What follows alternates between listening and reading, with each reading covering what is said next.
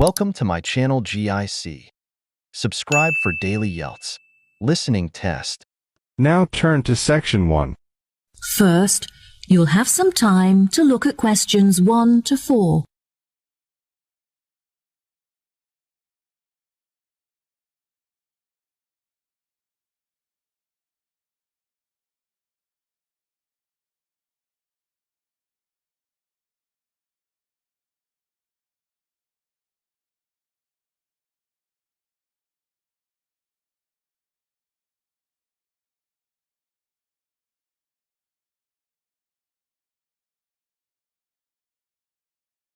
Listen carefully and answer questions 1 to 4.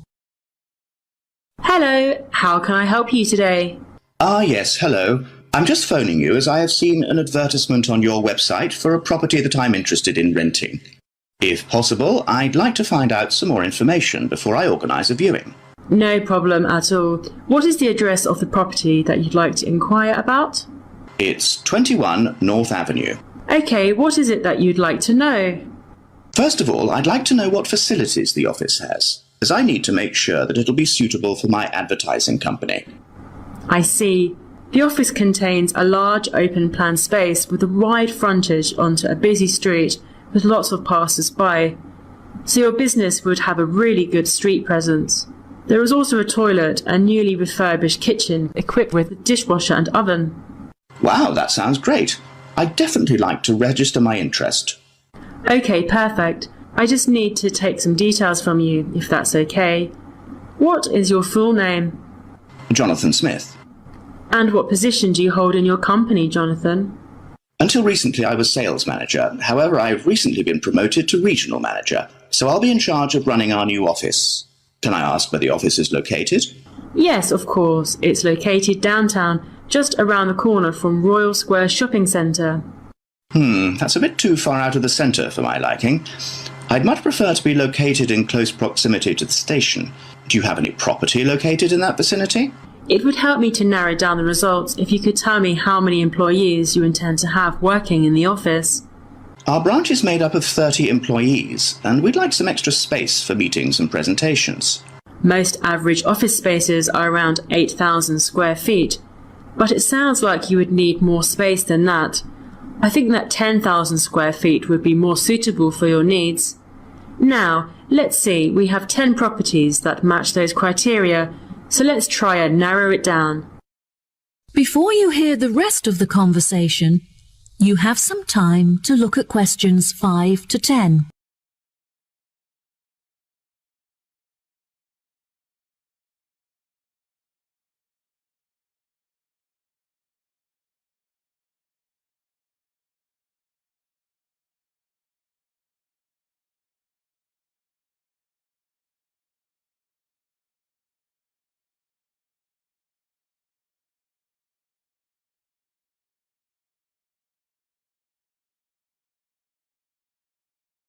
Now listen and answer questions 5 to 10.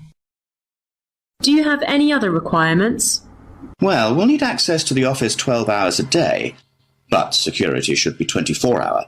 We don't hold any money on the premises, but it's crucial that we protect our customer information against theft.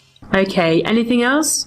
Yes, ideally I would prefer the new office to be split over 2 levels, so that the working office area is kept separate from street level.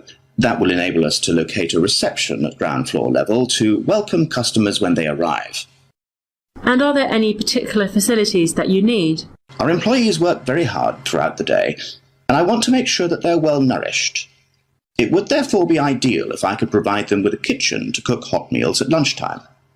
Would you want the kitchen to be located at first floor level with the office? No, I don't want the office to be filled with the smell of food.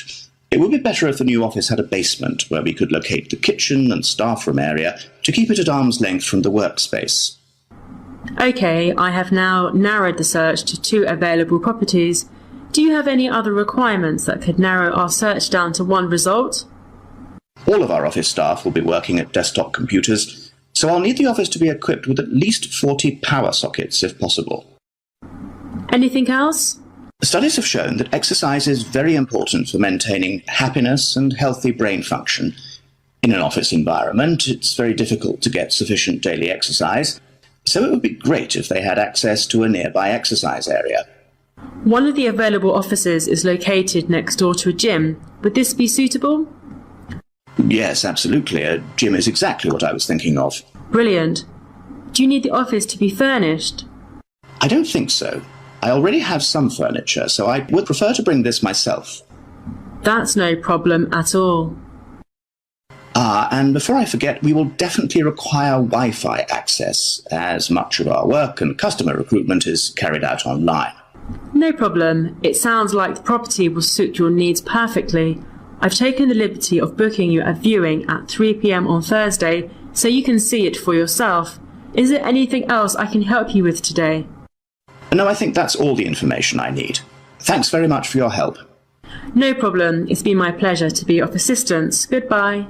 That is the end of part 1. You now have half a minute to check your answers. Now turns to part 2. Part 2. You will hear a speech given to new employees at a museum. You have 30 seconds to look at questions 11 to 13.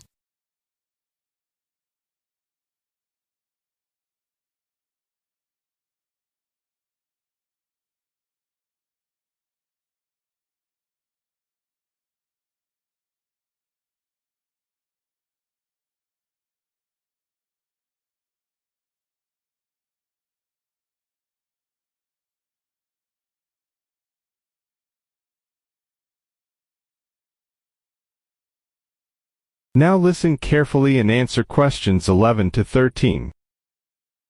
Allow me to introduce myself. My name is Peter Myers, and on behalf of everybody here at Stevensbridge Dungeons, I would like to welcome you all to our entertainment team.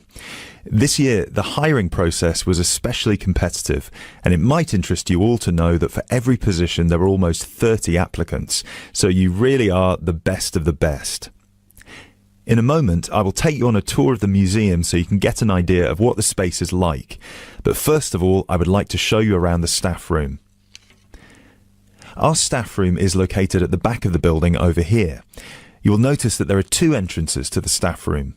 One leads to the room we're in now, which is the main and oldest dungeon here at Stevensbridge, which we have turned into the museum. This is where you will greet the new visitors, and also where the tour throughout the dungeons will begin.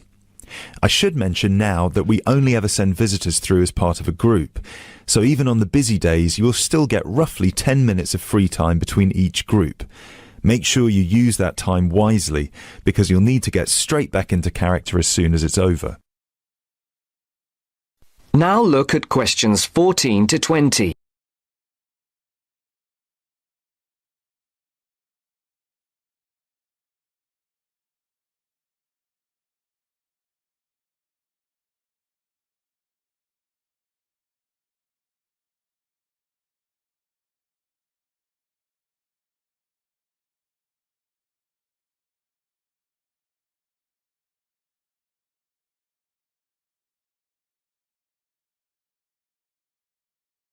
Listen carefully and answer questions 14 to 20.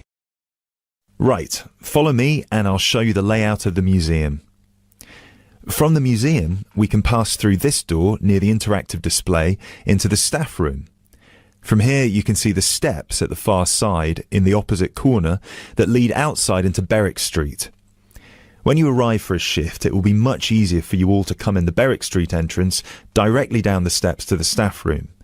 If you come in through the main visitor entrance, it will take you longer to get past security. As you can all see, there are lockers on your right-hand side. They should be big enough for you to put your bags and coats in.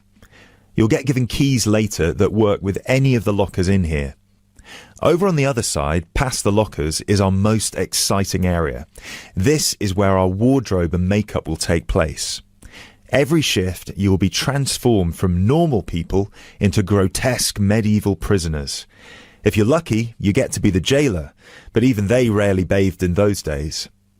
Of course, some of you might consider yourselves method actors, but please do try to shower before your shift. We don't want to give visitors an experience that's too authentic. Now, we do have a staff shower here if you really need it. It is located next to the staff toilets, which are unisex. I hope nobody has too much of a problem with that. Unfortunately, dungeons were not really designed with comfort in mind. You can find the bathroom at the other end of the room from the makeup area. There is also another toilet for the public, concealed just to the right of the door into this room. Let's move back into the museum. We have 3 main sections down here. The first one you pass into when you leave the staff room is the museum. This is where all the useful information can be found, such as dates, number of prisoners, and the kinds of torture that were used. I know it's a lot of information to take in on your first day, but try to learn as much of it as you can. Even though you'll mostly be in character, visitors might want to ask you some questions, and it would be great if you could tell them more about the dungeons. I think it would be more interesting if visitors could learn directly from you rather than having to read about it. As you can see, on the left we have an interactive display for children, and on the right we have a photo booth. This was the original dungeon, first built in 1435. Now, let's pass through into the main dungeon that was added during the Tudor period in around 1570. You might be able to feel that the air is a lot damper and cooler here. That is because we are now beneath the River Stevens. This is primarily the room in which most of you will be working. This is where many high-profile religious figures were held, sometimes for years on end. Depending on the roles you'll be playing, you can either be chained up, free to roam, or, if you're a jailer, wandering between prisoners to keep an eye on them. Now we will pass into our third and final section, the prison cells. Over here, you can see there are some wooden stocks and a fake gibbet. Don't worry, I can see a couple of you looking concerned. You don't need to reenact any of the torture scenes for visitors. One person each shift will play the jailer in here, where you will give a speech to the group about some of the more notable prisoners to stay here in the past. This is usually the end of the tour, but some visitors will certainly want to ask you more questions at this point, so please try your best to make yourselves available. Help them by answering any questions they have. Also, feel free to guide the visitors through the museum if you see that they're going the wrong way. This concludes our introduction to your new workplace. If you'll please follow me, I will get you all issued with your keys and some information about the dungeons that you can take home with you to study. I will also introduce you to your shift supervisor, Alice Stiles, and you can ask her any questions you may have about your roles. That is the end of part 2. You now have half a minute to check your answers. Now turns to part 3. Part 3. You will hear some students discussing an assignment.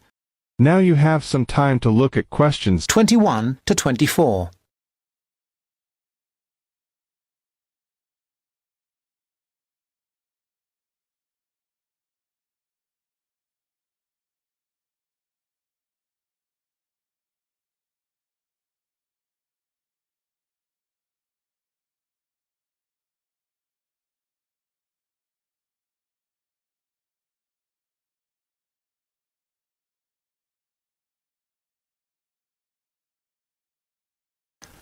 Listen carefully and answer questions 21 to 24.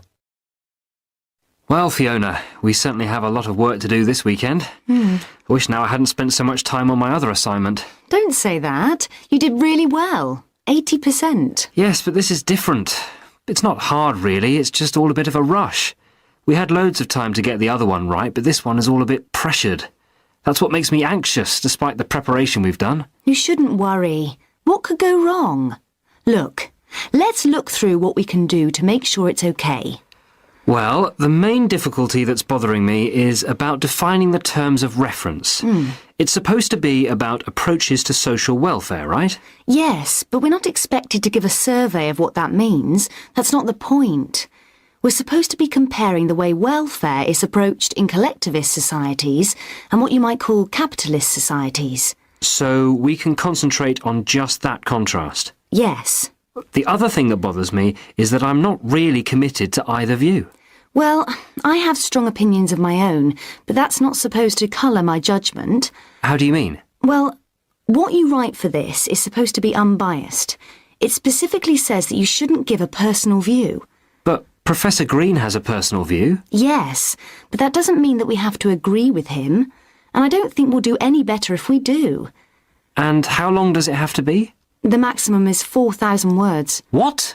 But that's the maximum. We'll probably end up with about 3, but at least 2,000 is the minimum. Shouldn't be a problem. OK. Now you have some time to look at questions 25 to 30.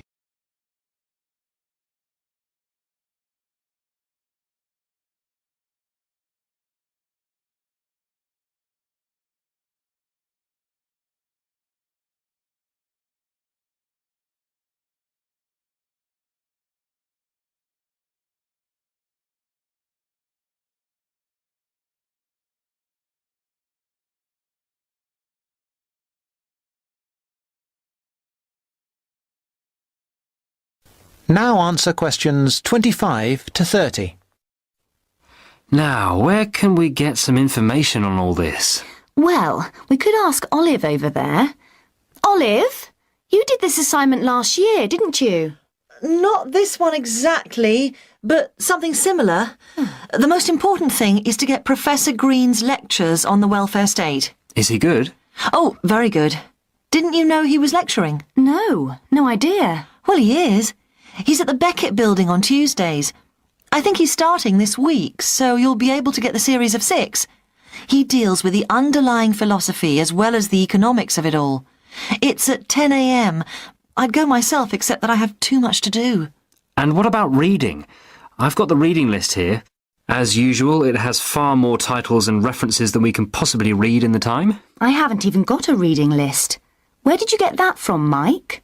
I got it at the welcome lecture. Oh, I wish I'd gone to that now. What you need above all is his own book called Welfare Economics. All the department know it and follow his approach. Oh, right. Good idea. Perhaps we don't need to go to the lecture if we have his book. No, I really do advise you to go to his lectures as well. Well, what was the full title of his book? If I remember rightly, it's called simply Welfare Economics by Mike Green. I've got it. Welfare Economics, Glenfield University Press, 2006. Great. Let me just write that down. Anything else you recommend? There's Edward Jones's book, Growing Old in Britain. That's essential reading, but you have to be careful because it's a popular book by a journalist. Well, if it's popular, maybe we'll like it. Who publishes that? That's published by Rutland University Press in 2005. Well, that's very useful. I think it's Professor Green for us next. Right. That is the end of part 3. You now have half a minute to check your answers. Now turns to part 4. Part 4. You will hear the speech made by Mr. Samaranch on the opening ceremony of the Olympic Games. First, you have some time to look at questions 31 to 40.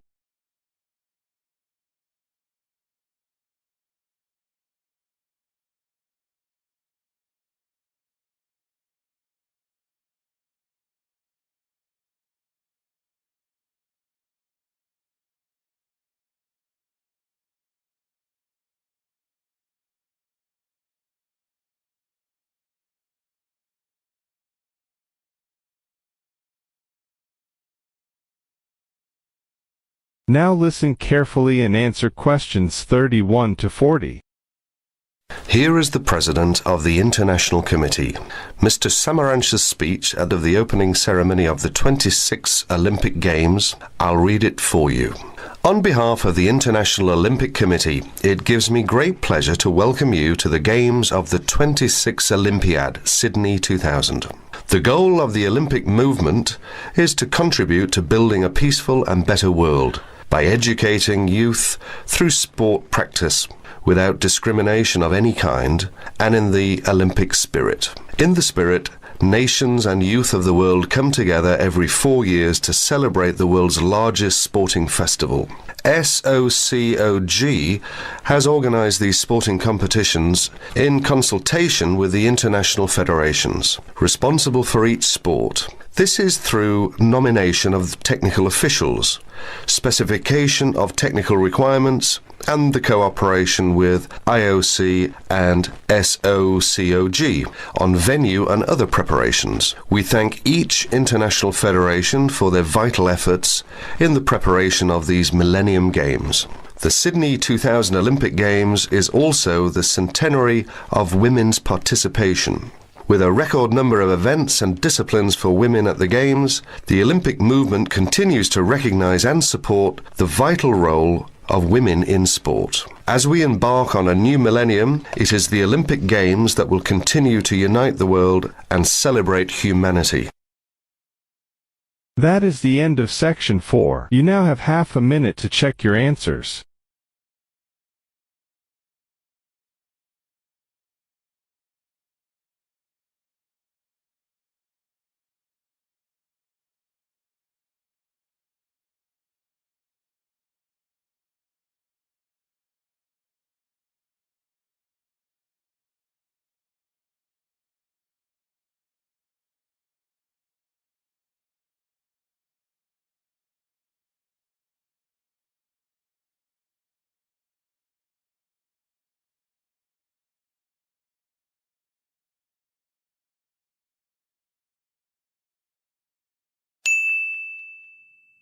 Thanks for watching. Please subscribe my channel.